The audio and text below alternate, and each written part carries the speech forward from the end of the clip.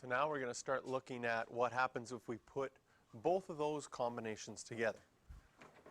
So here we're given a graph of f of x, and we're asked to sketch the graph of y equals 4f of negative 0.5x. So if we're going from left to right, the first number we run into is the 4. So we have to say, is that going to affect x or is that going to affect y? Y, because it's outside of the function, and it's going to affect the y by multiplying it by 4. So everything that's outside of the function is exactly what it seems to be.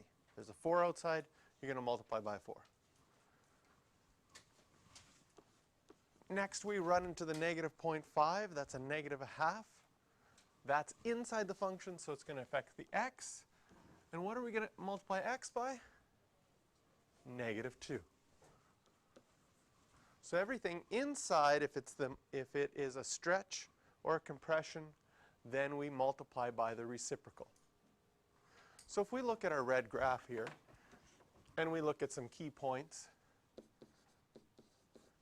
negative 2, 0 is going to be an important point. We've got negative 1, comma 1, and 2, comma 2. So we can find 3 points on our original graph there. And now we can see what's going to happen to each of these points.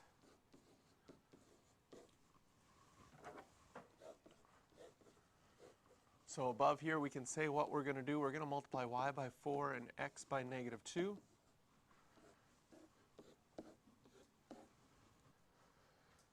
And when we do that, we're going to get 4, 0, 2, comma 4, and negative 4, comma 8. So when we plot those new points,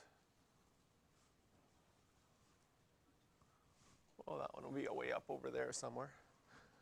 When we plot those new points, it's not immediately obvious what the graph is going to look like. We know that our original graph, it looks like a square root graph. So our other graph has to have the same shape. But after you draw those 3 points, you might not know how to draw that shape with those 3 points. So some things to look at. Of the 3 points that we chose on our red graph, the key point, or the most important point, was probably this one, because that's where our graph started. And our graph continues on forever in that direction. So if that's where our graph started, we look at our points that we've done. That's this one right here. That one went to 4, 0. So this is going to be our starting point for our other graph. Another thing you can do to help you see what the graph is going to look like, this might be enough for you to say, oh, if that's my starting point, now if I connect the dots, it has to go this way. And that is right. But another thing you can do is you can just sort of imagine. Go through this and say, if I multiply my y values by 4, that's going to stretch it vertically by 4. So temporarily, I can just sort of imagine it stretched up like that. The next thing I run into is the negative 0.5. If I do those things separately, the negative flips it over. So after it was stretched, now it's like this. And finally, the 2 will stretch it horizontally, so hopefully it matches up with that one. But you get an idea for why the graph is going this way instead of this way, because that negative flipped it over the y-axis. So having those starting points, that can help you figure out exactly which way the graph is going, but also visualizing each thing. What is each thing doing? How is it getting flipped? So you get an idea that, oh, I know it has to go towards the left because it's been flipped over the y-axis. For our domain and range, we'll do this in set notation this time. The smallest x value for the red graph is negative 2, and it goes on forever. The smallest y value is 0, and it goes up forever.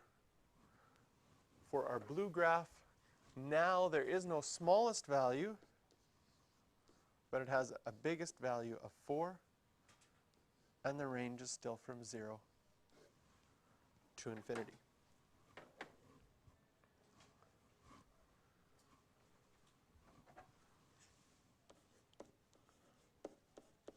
We'll do questions 7, 9, and 10, but before we go there, I'm going to add a part B and a part C to this question.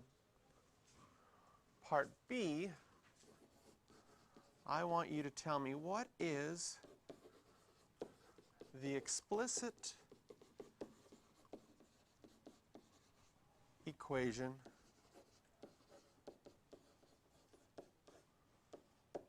of y equals f of x.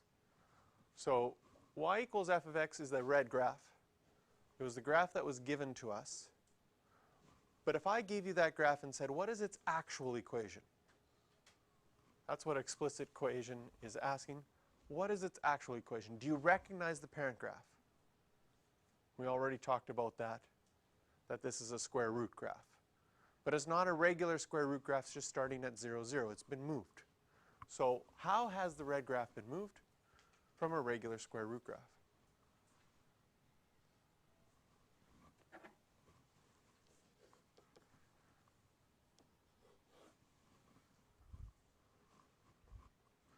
And how would we write that as an equation?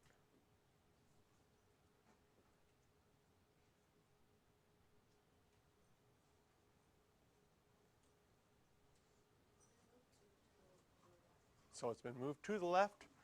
So that would be, because it's left and right, it would happen inside the function. And 2 to the left we would show as plus 2. So this is the equation of our blue graph. And part C, what is the explicit or actual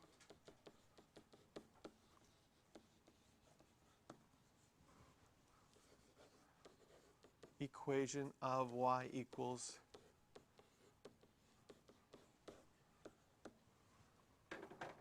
for f of negative 0.5x. So we had our red graph, that was given to us, and then we did the transformation to get our blue graph up here. There's our blue graph. What is the equation of that blue graph? If you know that your red graph is y equals square root of x plus 2, what would be the equation of our blue graph? Well, in order to do that, we have our function notation here. We know that y equals square root of x plus 2. That's f of x is equal to square root of x plus 2. That was our original red graph. So in function notation, we have a 4 out in front. That 4 would still be there. But instead of having just f of x, right, f of x says whenever you have an x, you plug it in for the x, something else. If you have a 2, you plug a 2 in there. We now have inside the function negative 0.5x. So we are going to replace where the x was with negative 0.5x.